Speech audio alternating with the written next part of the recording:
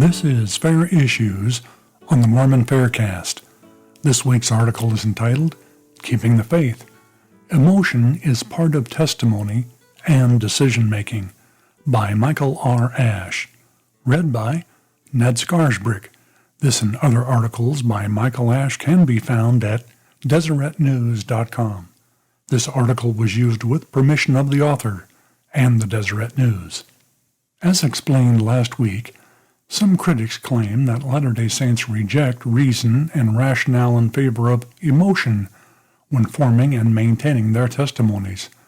I noted that if members followed the counsel of the Scriptures, their testimonies would be based on what their heart and mind tell them is true. Spiritual impressions are much more than mere emotions. I also pointed out that, ironically, many critics, especially the more vocal and angry critics, reject the restored gospel for emotional reasons as well. Scientists have known for many years that all people rely on emotion when making important decisions.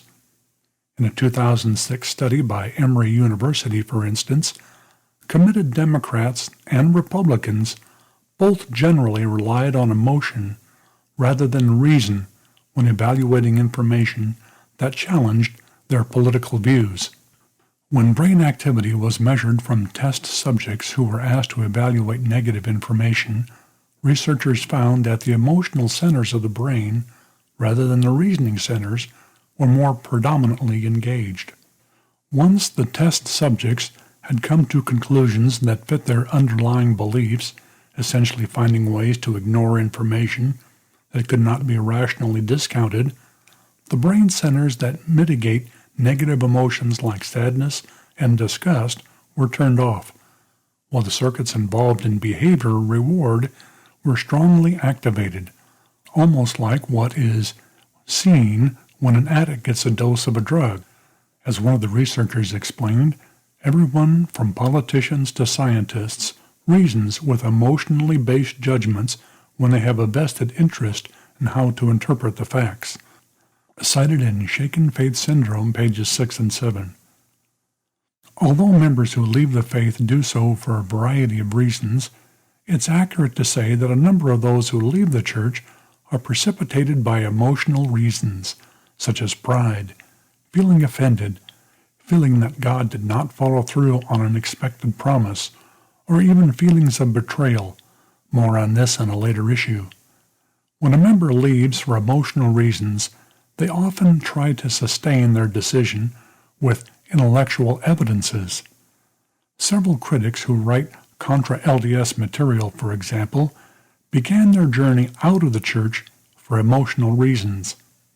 One critic's marriage fell apart, and he wondered how God could allow this to happen. Another critic lost faith when a close friend was tragically killed, and he couldn't understand how a loving God would have allowed this to happen. Once they were hurt emotionally and formed emotion-based reasons for their belief that God didn't exist, they began looking for intellectual ammo to support their already determined conclusions. As one critic wrote, "I left before I knew any historical issues. I left because I didn't want to worship a God with such an ego that he demanded worship and needed so many silly rituals and ordinances. I also didn't like the idea of a God who would speak directly to old white guys and not me." In a 2008 Fair blog, I quoted several ex-Mormon critics and how their emotional distaste for the church could outweigh any evidential support for the church. Some ex-members frankly bragged to one another that no amount of secular evidence or proof could convert them back to the church. Because they have already decided that the church isn't true, all evidence in favor of Mormonism is discounted, brushed away, twisted, or ignored. Their emotional conclusions help guide their interpretation of all data as evidence, which dismisses Mormonism. A few weeks ago, I stated that some critics would reject the church even if there was indisputable proof that it was true. While this statement may seem like mere hyperbole, the fact is that according to a 2001 informal poll of nearly 400 ex-Mormons, more than half said nothing could open the door for their return to Mormonism regardless of any new information that came forth. Cited in Shaken Faith Syndrome, page 13. It's ironic to see that some ex-Mormons and critics who claim to reject the church for purely intellectual reasons actually dismiss LDS intellectual arguments with a wave of a hand for non-intellectual reasons. The simple truth is, there are often complex factors involved with belief. If you like this podcast, you can help promote it by subscribing to it in iTunes or by rating it and writing a review.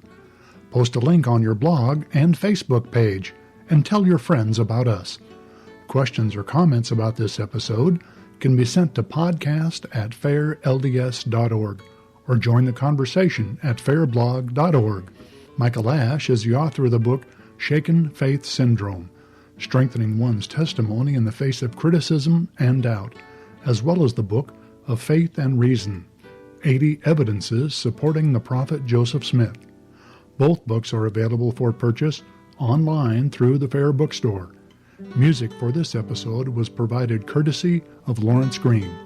The opinions expressed in this podcast are not necessarily the views of the Church of Jesus Christ of Latter-day Saints or that of Fair Mormon.